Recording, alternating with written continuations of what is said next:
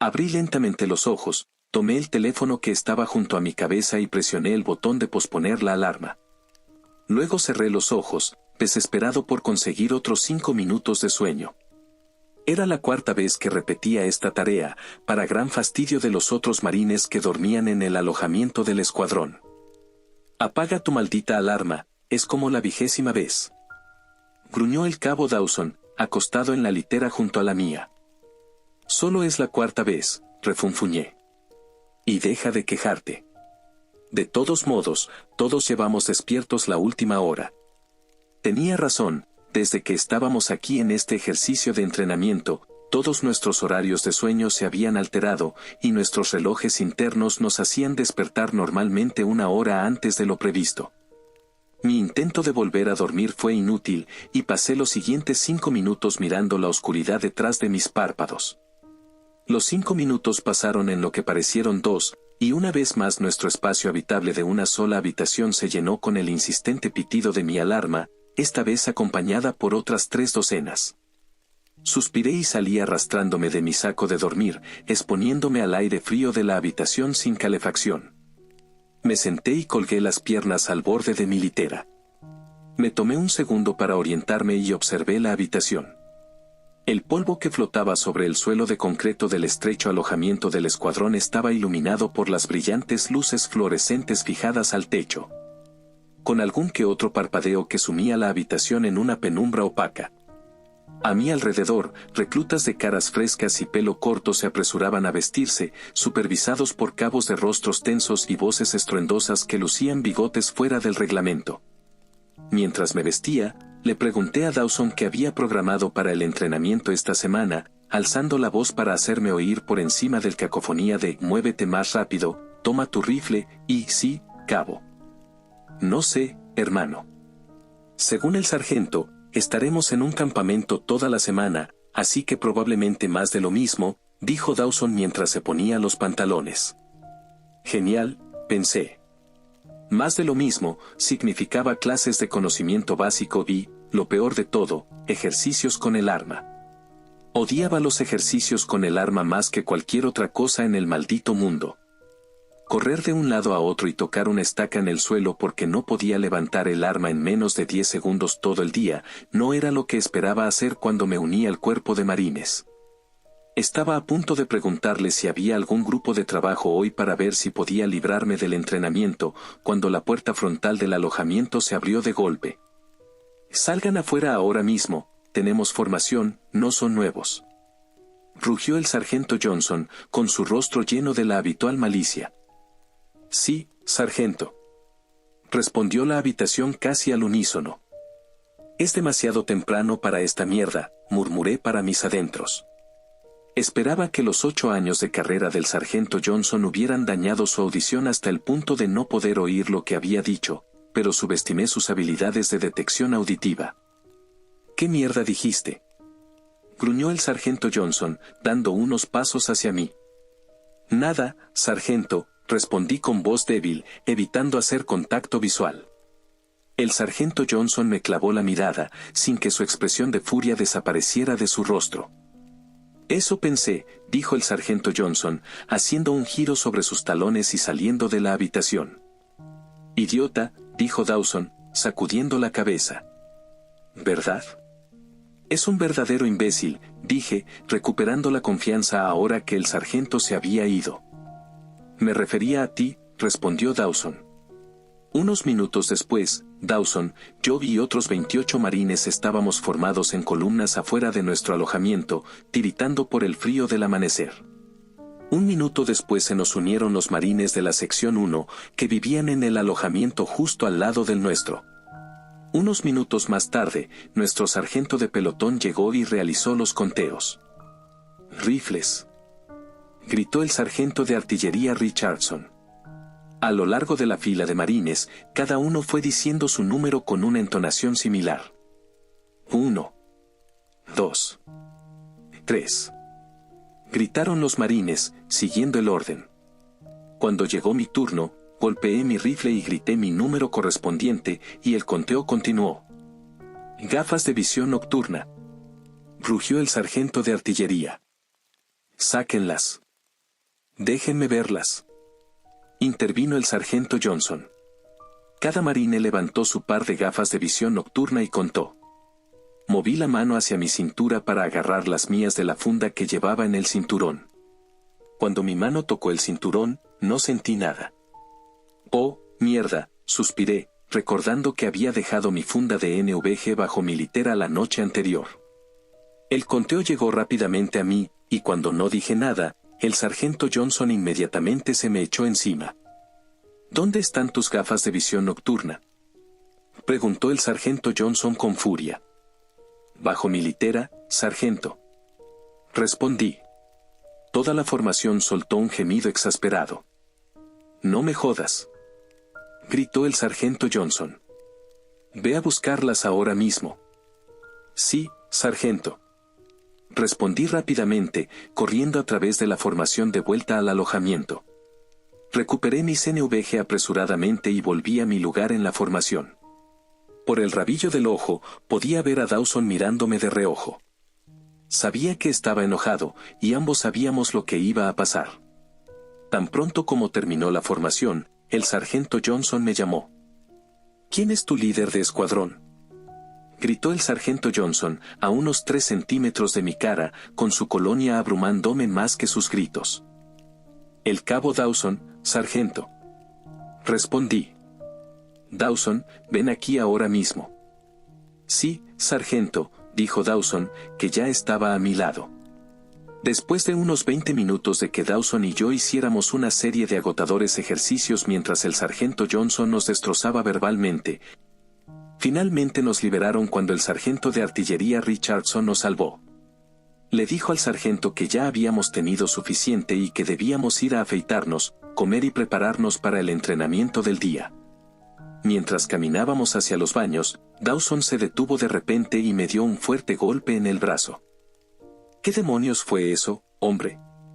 Llevas 3 años en el cuerpo de marines, ¿cómo diablos se te olvida agarrar tus NVG?, dijo Dawson, con voz llena de hostilidad. No lo sé, hermano, lo siento. Las saqué de la funda anoche para limpiarlas, que por cierto, tú me dijiste que lo hiciera. Respondí. También te dije que las volvieras a guardar cuando terminaras. Rugió Dawson. Mira, hermano, lo siento, no volverá a pasar, te lo juro, dije tímidamente. Dawson suspiró y me miró seriamente. Oye, amigo, que fueras un vago estaba bien cuando éramos reclutas y yo no era tu líder de escuadrón, pero las cosas han cambiado. Ahora tengo muchas responsabilidades, y no puedo seguir pagando por tus estupideces. Dawson y yo habíamos estado juntos prácticamente durante toda nuestra carrera en el cuerpo de marines. Estuvimos en el mismo pelotón en Pérez Island, fuimos juntos a la escuela de infantería y finalmente llegamos juntos a la flota, siendo enviados a la misma unidad. Diría que éramos buenos amigos hasta hace unos meses. Para hacerla corta, Dawson ascendió, y yo no. Honestamente, no puedo decir que fuera injusto, Dawson era un marine excepcional y, bueno, yo no lo era. Cuando él estudiaba conocimientos y hacía ejercicio en su tiempo libre, yo jugaba videojuegos y me emborrachaba. Lo enviaron a la escuela avanzada, y a mí ni siquiera me consideraron. A su regreso, ascendió a cabo por méritos. En cuanto a mí, bueno, los paneles de suboficiales eran una puerta giratoria para mí en ese momento. Lo nombraron líder de escuadrón, y a mí me asignaron a su escuadrón. Al principio me alegré, pensé que podría librarme del trabajo, pero lamentablemente no fue el caso. Dawson era un suboficial muy motivado y se ofrecía como voluntario para todo con nuestro escuadrón. También nos hacía hacer entrenamiento físico personalmente todos los días. Mientras el resto de nuestro grupo se escabullía a sus habitaciones tan pronto como el teniente y el sargento de artillería se iban, Dawson nos tenía haciendo sprints en colinas y burpees a las 5 de la mañana. Lo que no ayudaba era mi actitud. Siempre había sido un idiota, pero tan pronto como me asignaron al escuadrón de Dawson y tuve que lidiar con su motivación excesiva, empeoré mucho, y cada vez que decía o hacía algo estúpido, Dawson era castigado por ello. El sargento Johnson siempre me odió, y odiaba a Dawson por ser mi amigo, así que constantemente buscaba razones para jodernos. Los últimos meses habían sido miserables para nosotros, y eso tensó nuestra amistad. Dawson me lanzó una mirada molesta. Eres mi amigo, y nada cambiará eso, pero no puedo seguir aguantando tus tonterías. Me gusta mi trabajo, y si no puedo arreglarte, Johnson me va a destituir, y volveré a hacer ejercicios con el arma junto a los reclutas. Me reí y dije. Reclutas como yo, ¿verdad? La expresión de Dawson se suavizó. No dije eso. Solo quiero que al menos intentes mejorar, por mí. Reflexioné sobre lo que dijo. Era cierto que la mayoría de los problemas por los que estaba pasando podían atribuirse a mí y a mis tonterías, y que realmente disfrutaba ser líder de escuadrón. Lo miré y vi que en ese momento no había ira ni hostilidad en su rostro, solo una expresión de exasperación desesperada. Suspiré y dije, tienes razón, lo siento. He sido un marine pésimo y un amigo aún peor. Lo haré mejor. Mantendré mi equipo conmigo en todo momento, me esforzaré en el entrenamiento físico y de verdad intentaré mejorar en los ejercicios con el arma hoy. El rostro de Dawson mostró escepticismo y dijo. Lo creeré cuando lo vea. Con eso, reanudamos la marcha hacia los baños. Después de afeitarnos, salimos y nos dirigimos al comedor. Mientras entrábamos al edificio, nos encontramos con el primer teniente Adams. Buenos días, señor, dijimos Dawson y yo al unísono. ¿Qué tal, muchachos? Dijo el teniente Adams con una sonrisa, revelando 2 filas de dientes perfectamente blancos. El sargento Johnson me dijo que tuvieron algunos problemas con el equipo en la formación. Su voz goteaba su habitual condescendencia. Sí, señor, comencé a decir. Dawson y yo hablamos al respecto y... Creo que quieres decir el cabo Dawson, me interrumpió el teniente Adams. Dawson y yo intercambiamos miradas de reojo. El primer teniente Adams era nuestro comandante de pelotón. Antes había sido un POG, eso significaba que no hacía trabajo de campo. Trabajaba en administración antes de ir a la Academia Naval. De alguna manera, fue comisionado como oficial de infantería y ahora era nuestro oficial a cargo. Circulaban rumores de que lo transfirieron a nuestra unidad desde su último mando por acusaciones de acoso, pero nunca los creí. Tenía demasiados prejuicios como para acosar a alguien. Sí, señor. El cabo Dawson y yo hablamos al respecto, y hemos elaborado un plan no solo para ayudarme a mantener mi equipo, sino también para mejorar como marine en general, dije, apenas disimulando el desdén en mi voz. Buenas noticias. Estoy ansioso por ver los resultados. Dijo el teniente Adams. Con eso, pasó junto a nosotros, saliendo del comedor y dirigiéndose hacia el centro de operaciones de combate. Odio a ese tipo, dije unos minutos después. ¿Y quién no? Preguntó Dawson antes de tomar un trago de café a temperatura ambiente. Era cierto, muy pocos en nuestro pelotón apreciaban al teniente Adams. Sus métodos de liderazgo y personalidad dejaban mucho que desear. Incluso el sargento Johnson no lo soportaba, aunque eso no decía mucho, porque el sargento Johnson generalmente no soportaba a nadie excepto a sí mismo. Terminamos de comer y salimos del comedor, regresando a nuestro alojamiento. Tan pronto como llegamos, el sargento Johnson nos hizo montar nuestro cañón y comenzamos a hacer ejercicios con el arma a la horrible hora de las 6 de la mañana. Pasó una hora, y estaba corriendo para tocar la estaca de puntería por lo que parecía la 100ª vez, cuando la voz del teniente Adams atravesó el aire. Cabo Dawson, reúna a su escuadrón, van a un grupo de trabajo. Traigan sus chalecos y cascos, dijo el teniente Adams, sin su habitual tono de superioridad. Gracias a Dios, pensé. No sabía cuánto más podía aguantar esto. Sabía que Dawson estaba molesto, odiaba los grupos de trabajo. Los consideraba por debajo de él. Pero aún así, nos indicó a mí y a los otros 2 tipos, 2 reclutas llamados Henderson y Lewis, que desmontáramos el sistema y lo guardáramos. Cumplimos rápidamente, y cuando terminamos, nos encontramos parados frente al teniente Adams, esperando sus órdenes. El sargento Johnson también estaba allí, luciendo más molesto de lo habitual. ¿Tienes a todos tus hombres aquí?, preguntó el teniente Adams a Dawson. Sí, señor. Respondió con tono profesional. ¿Tienes todo tu equipo? Preguntó, mirándome a mí. Sí, señor. Dije, golpeando mi rifle y mi funda de NVG, que esta vez sí los contenía. Bien, dijo. Luego se giró hacia el sargento Johnson. Sargento, llévelos al parque de vehículos. Recibirán instrucciones sobre su tarea cuando lleguen. Señor, ¿puedo hablar con usted en privado? Preguntó el sargento Johnson.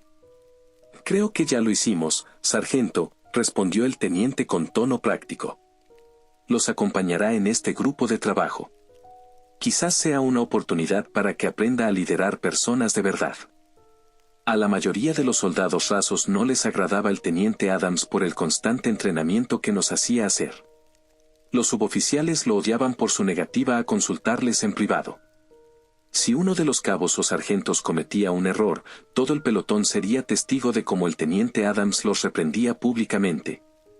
Podía ver que el sargento Johnson se esforzaba con todas sus fuerzas para no golpear al teniente. Después de unos segundos de que el sargento Johnson lo mirara con odio, finalmente respondió. Sí, señor, dijo entre dientes. Luego se giró hacia nosotros. Muy bien, imbéciles, vámonos. Los 5 caminamos rápidamente por el camino de grava, pasando junto a los edificios bajos a ambos lados del sendero. Caminando unos pasos detrás del sargento Johnson, le pregunté qué íbamos a hacer. ¿Por qué mierda me hablas? Pregúntale a tu líder de escuadrón. Gritó el sargento Johnson. Puse los ojos en blanco y le pregunté a Dawson qué haríamos, y cuando él no supo, le preguntó al sargento Johnson. No tengo ni idea. El teniente y los otros oficiales recibieron la orden de enviar algunos marines para un grupo de trabajo esta mañana en su reunión. Por lo que sé, tal vez estaremos llenando sacos de arena o alguna mierda así, dijo el sargento Johnson con crudeza. Recordé al teniente Adams. Parecía diferente de su habitual actitud engreída cuando nos habló del grupo de trabajo. Normalmente, cuando nos ordenaba hacer trabajos tediosos, tenía un aire de superioridad. Esta vez, parecía casi preocupado. Después de unos minutos de caminata, finalmente llegamos a nuestro destino. El parque de vehículos era un campo de tierra normalmente repleto de vehículos militares.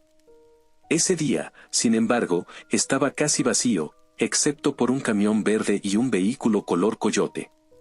Otros 30 marines esperaban dando vueltas, a la espera de instrucciones. 10 minutos después, llegó una furgoneta blanca, y el teniente Adams y un hombre que no reconocí salieron de ella. Muy bien, muchachos, acérquense, llamó el teniente Adams con voz molesta. Dawson y yo nos reímos al ver al teniente metido en este grupo de trabajo, pensamos que él también trabajaría. Incluso pude ver al sargento Johnson esbozar una rara sonrisa. Todos nos acercamos al teniente Adams para escuchar lo que tenía que decir. Mientras me acercaba, me detuve un momento a analizar al hombre que estaba a su lado. Parecía un hombre de mediana edad, quizás de unos 40 y tantos. Su línea de cabello en retroceso empujaba hacia atrás su pelo grisáceo. Su rostro era severo. Sus penetrantes ojos azules parecían taladrarme cuando miró en mi dirección. Llevaba un uniforme de marine, pero carecía de parches de nombre o rango. Por su edad y el hecho de que estaba con el teniente Adams, sabía que no podía ser un soldado raso. Quienquiera que fuera, debía ser alguien importante. Muy bien, muchachos, hoy tenemos algo un poco diferente para ustedes, dijo el teniente Adams dirigiéndose al grupo. ¿Algo diferente? Susurré a Dawson. Eso no suena bien. Vamos a asistir al señor, comenzó a decir el teniente Adams, haciendo una pausa para estirar el cuello y mirar los inexistentes parches de nombre del hombre. Jacobs, dijo el hombre con frialdad, parecía que había inventado su nombre sobre la marcha. El señor Jacobs pertenece a, dijo el teniente Adams, haciendo una pausa, esperando que éste proporcionara el nombre de la organización a la que pertenecía. Eso no es relevante para la prueba de hoy, dijo el señor Jacobs, sin siquiera voltear a mirar al teniente. El teniente Adams pareció sorprendido por la respuesta directa del señor Jacobs. Correcto, dijo, claramente perturbado por el hombre extraño. Hoy ayudaremos al señor Jacobs con una prueba química. ¿Prueba química? Pensé. ¿Qué demonios? Intercambié miradas con los marines a mi izquierda y derecha. Noté que todos estábamos igual de confundidos por lo que el teniente había dicho. ¿Qué diablos quieres decir con prueba química?, gritó el sargento Johnson, sin importarle si su tono ofendía al teniente Adams o al señor Jacobs. El teniente Adams lanzó una mirada molesta al sargento. La relación laboral entre ellos era tensa, y la actitud del sargento Johnson no ayudaba en nada. Para ser específicos, interrumpió el señor Jacobs, es una prueba para determinar la efectividad de un nuevo modelo de traje de materiales peligrosos. Estos nuevos modelos deberían ser más resistentes y duraderos, dijo el señor Jacobs. Además de ser menos incómodos de usar. Vamos a salir al campo y rociarles gas, esa es la prueba, soltó de repente el teniente Adams, intentando reafirmarse como el encargado. No será tan malo, los trajes ya pasaron muchas pruebas de seguridad. Levanté la mano y pregunté. ¿Dónde están estos trajes de materiales peligrosos, señor? Como si estuviera planeado, una camioneta blanca entró al parque de vehículos, con su caja llena hasta el tope con trajes enrollados. Pronto, Henderson y Lewis estaban en la parte trasera del vehículo, lanzando los trajes al grupo de marines que los rodeaba. Henderson me lanzó uno y lo inspeccioné. Lo primero que noté fue la falta de un patrón de camuflaje. Todos los trajes de materiales peligrosos que había visto en mi tiempo en el cuerpo de marines tenían el viejo patrón de camuflaje de los años 90. Estos eran de color negro. Supuse que carecían de camuflaje porque eran prototipos. La otra diferencia era que este venía completamente en una sola pieza.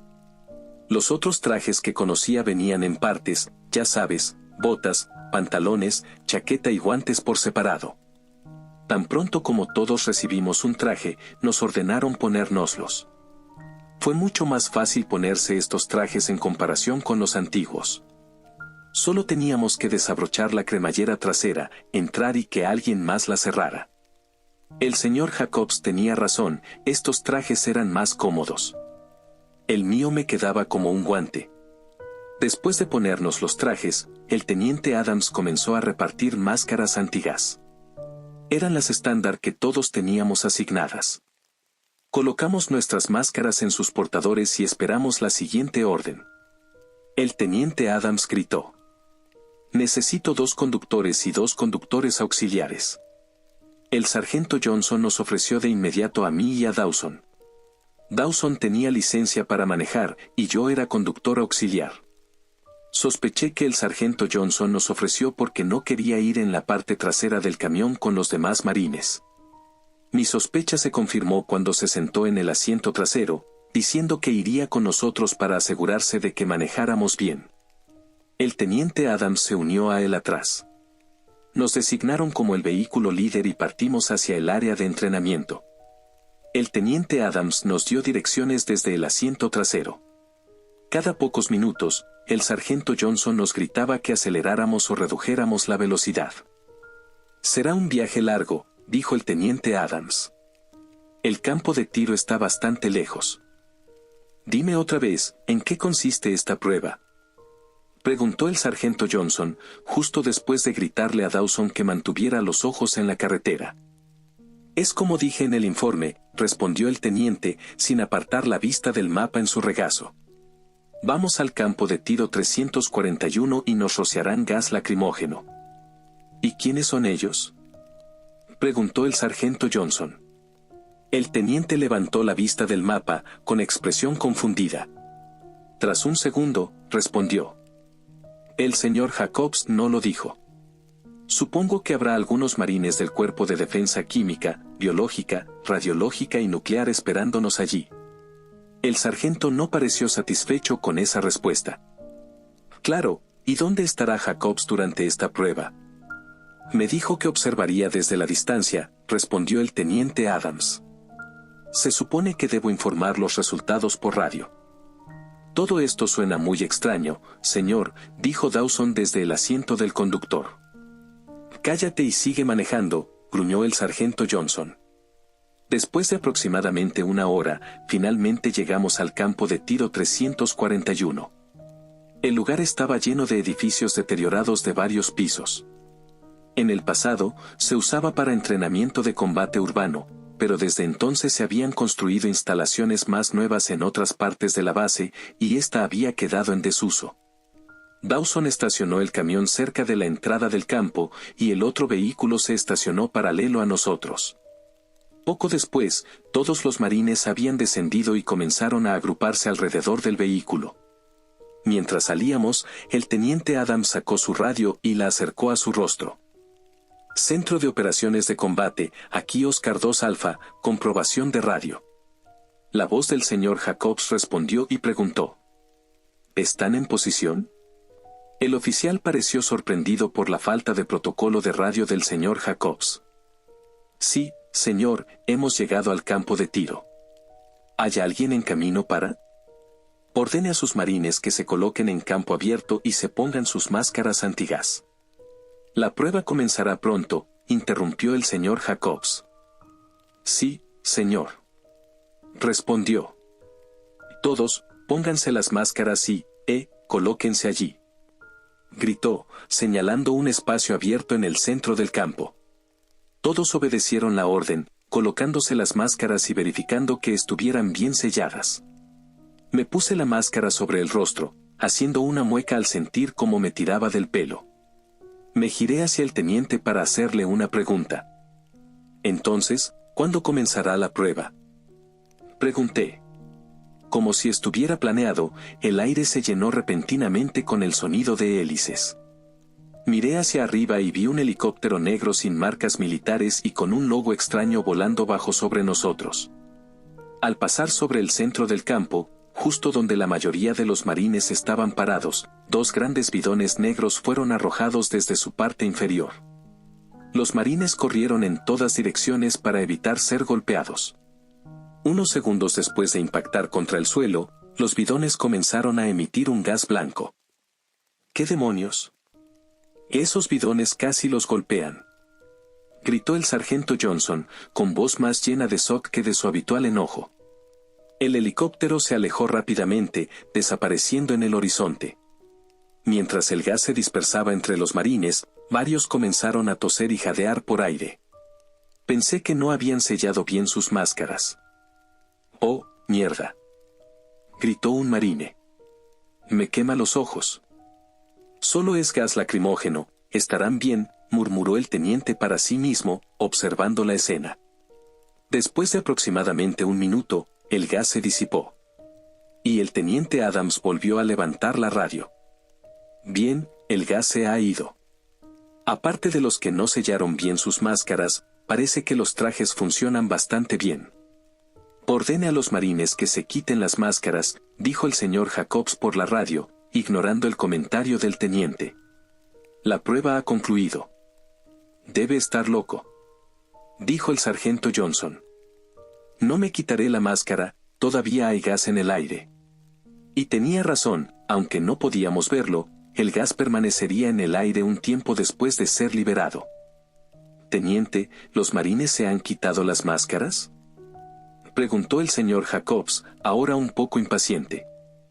Sí, señor, respondió el teniente Adams.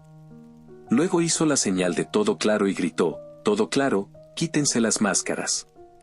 El sargento Johnson no fue el único que dudó en quitarse la máscara.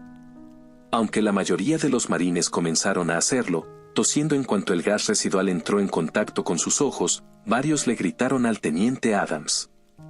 Señor, no está claro, todavía hay gas en la zona, gritó uno. ¿Por qué no da el ejemplo y se quita su máscara?, gritó otro. Cállense de una vez, replicó el teniente, con su tono ansioso reemplazado por uno de furia.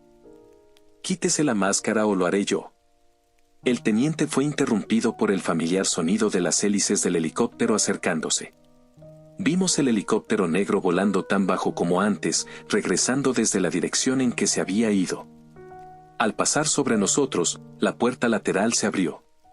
Desde nuestra posición junto al camión, Pude ver a dos hombres con trajes idénticos a los nuestros parados en la puerta abierta. «Y van a liberar más gas», gritó el sargento Johnson mientras verificaba que su máscara estuviera sellada. «Vuelvan a ponerse las máscaras». Los pocos marines que se habían quitado las máscaras intentaron ponérselas de nuevo, pero la mayoría no fue lo suficientemente rápido. Los dos hombres dentro del helicóptero arrojaron un bidón por la puerta. Tan pronto como el bidón salió, el piloto ascendió bruscamente, queriendo poner la mayor distancia posible entre él y el suelo. En cuanto el bidón impactó, explotó. Una nube roja brillante de gas estalló desde el punto de impacto. Los marines que estaban a pocos metros murieron o quedaron mutilados por la metralla. Pero podría considerarlos afortunados. Los que sobrevivieron a la explosión fueron rápidamente envueltos por el gas rojo. Al llegar el gas hacia mí, cerré los ojos, cubrí la válvula de salida de mi máscara y exhalé con fuerza. Rogué que mis filtros no estuvieran caducados.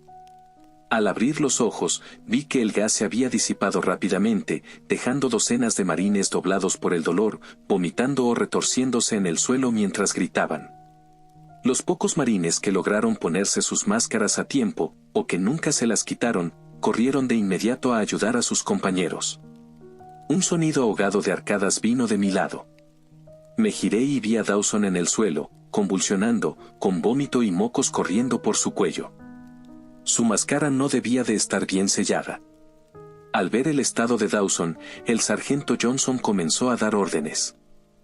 «Adams, que alguien tome esa maldita radio», gritó, y luego se giró hacia mí. «Quítale esa máscara, voy a ayudar a los demás». Dicho esto, se giró y corrió hacia el marine más cercano en apuros. Me arrodillé junto a Dawson y le quité la máscara. Su boca estaba cubierta de vómito, y su rostro mostraba una expresión de agonía pura. Sus ojos inyectados en sangre parpadeaban frenéticamente. Sus brazos estaban encogidos contra el pecho, temblando violentamente. «Oh, mierda», jadeé, arrodillado junto a mi amigo herido. Intenté recordar lo que nos había enseñado el médico del cuerpo, pero nunca nos prepararon para algo así. Determiné rápidamente que no sangraba, al menos externamente, y me coloqué detrás de su cabeza, intentando despejar sus vías respiratorias. Al bajar la cabeza hacia su pecho, vi al teniente Adams, todavía paralizado, mirando el escenario de múltiples bajas frente a él. «Señor», grité furioso. Bajó la mirada hacia mí, boquiabierto, sin decir nada. «La radio. Llame por ayuda». Eso finalmente lo sacó de su estupor, y torpemente llevó la radio a su rostro. «Centro de Operaciones de Combate, aquí Oscar 2 Alfa», gritó en la radio. Solo hubo silencio como respuesta. Cada vez más frenético, intentó de nuevo. «Centro de Operaciones de Combate, aquí Oscar 2 Alfa, respondan, carajo». De nuevo, no hubo respuesta. El teniente Adams gritó en la radio: «Centro de Operaciones de Combate, Jacobs, quien sea, sé que están escuchando, maldita sea. Necesitamos». La llamada del teniente Adams fue interrumpida por un chillido repentino a unos metros de distancia. Nunca había escuchado a una persona o animal hacer un sonido así. Era gutural, salvaje. Los dos nos giramos y vimos al sargento Johnson forcejeando con el marine al que acababa de atender. «¿Qué diablos haces?», dijo el sargento Johnson entre dientes, luchando contra el marine en el suelo. «Intento ayudarte». «Te arrancaré el maldito corazón», gritó el marine en respuesta. Me sorprendió lo mucho que forcejeaba el sargento. Johnson medía 1.90 y pesaba 95 kilos de puro músculo. Este marine era una cabeza más bajo y no podía pesar ni la mitad. Aún así, de algún modo se las arreglaba para resistir. Aparté la mirada de la pelea frente a mí y vi escenas similares desarrollándose por todo el campo. En cada rincón, los marines expuestos al gas rojo ahora atacaban a sus compañeros no expuestos. La lucha era brutal. Miré horrorizado mientras un grupo de marines sin máscara sujetaban a otro y lo golpeaban salvajemente. Todos aullaban con rabia animal mientras lo machacaban a puñetazos. Una vez muerto, se dispersaron en todas direcciones, buscando nuevas víctimas. Un marine con máscara, mutilado por la explosión y tratando de mantener sus intestinos dentro de su cuerpo, lanzó un grito desesperado de ayuda. Desafortunadamente, uno de los sin máscaras respondió a su súplica. Caminó hacia el herido y, sin dudarlo, pisoteó su cabeza. Sangre, materia cerebral y fragmentos de cráneo estallaron desde la visera de la máscara. El sin máscara soltó una risa ronca y se marchó en busca de otra víctima. Vi a Henderson, con su rostro lleno de rabia maníaca, arrastrando a un marine por la pierna. Al mirar mejor, me di cuenta de que era Luis. Luis forcejeaba, intentando liberarse, pero Henderson era demasiado fuerte. Lo arrastró a un edificio de 4 pisos. Minutos después, aparecieron en el techo. En un acto de fuerza horripilante, Henderson levantó a Luis por encima de su cabeza y lo arrojó al vacío. Cayó sobre su cuello, muriendo al instante. Otro marine estaba de espaldas a un edificio viejo, rodeado por varios sin máscaras.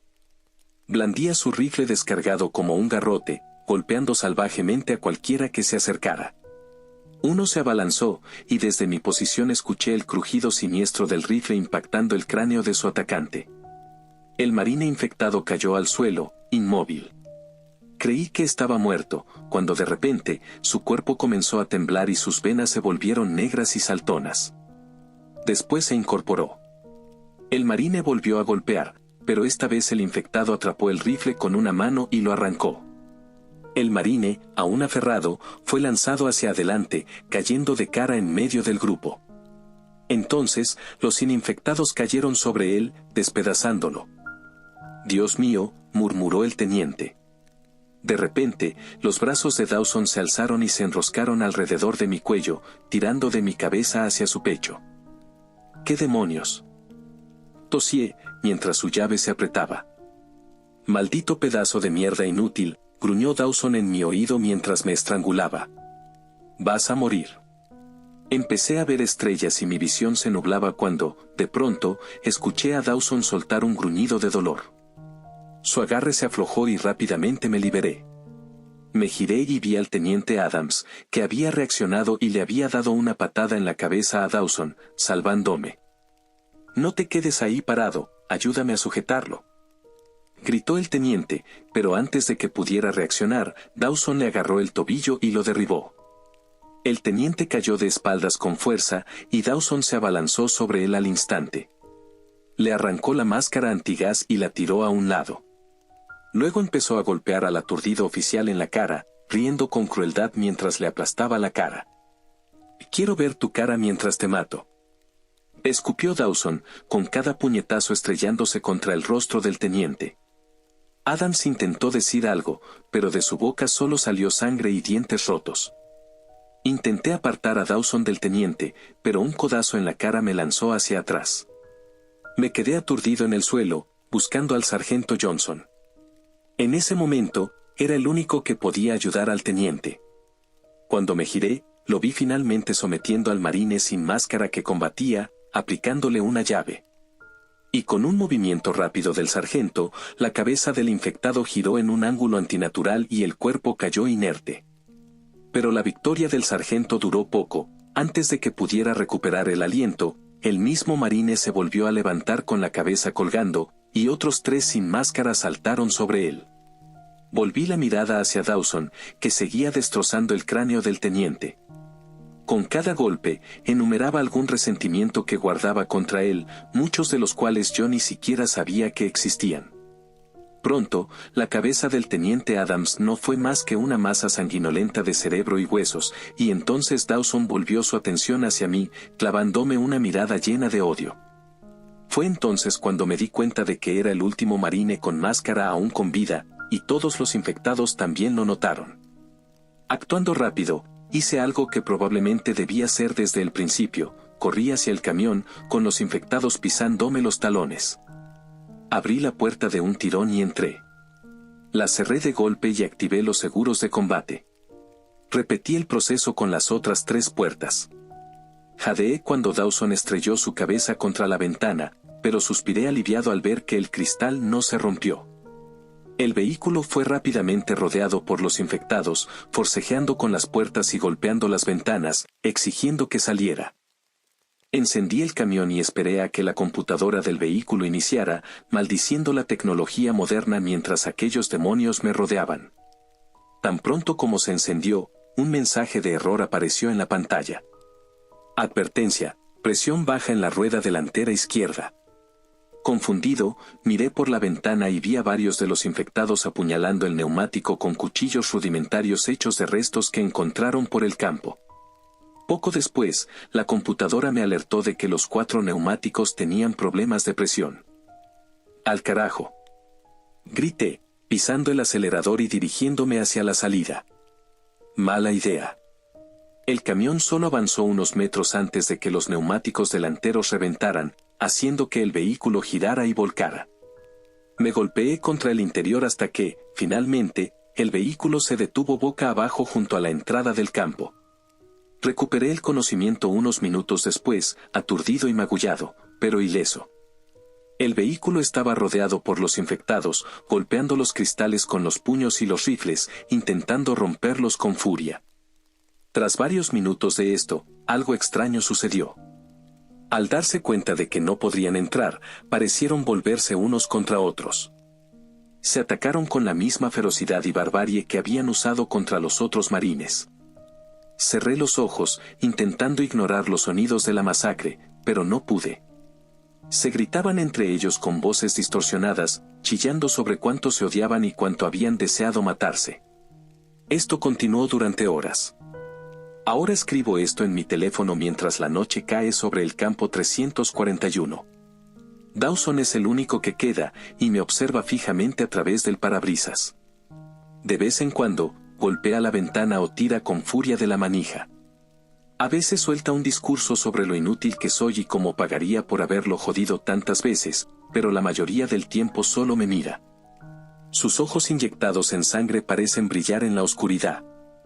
Y su piel se está volviendo roja. He intentado pedir ayuda, pero algo está interfiriendo con la señal. No estoy completamente solo con Dawson. Puedo ver el helicóptero de antes, suspendido en el cielo a unos cientos de metros. Ha estado ahí todo el día. Si tuviera que adivinar, diría que el señor Jacobs está a bordo, observando los resultados de su experimento. Intentaré publicar esto, ojalá se envíe. Si lo estás leyendo, supongo que funcionó. Señor Jacobs, si de algún modo lees esto, que te pudras en el infierno por lo que has hecho aquí. Espero que tu experimento haya valido la pena. Cuando me uní al cuerpo de marines y juré estar dispuesto a morir por mi país, esto no era exactamente lo que tenía en mente.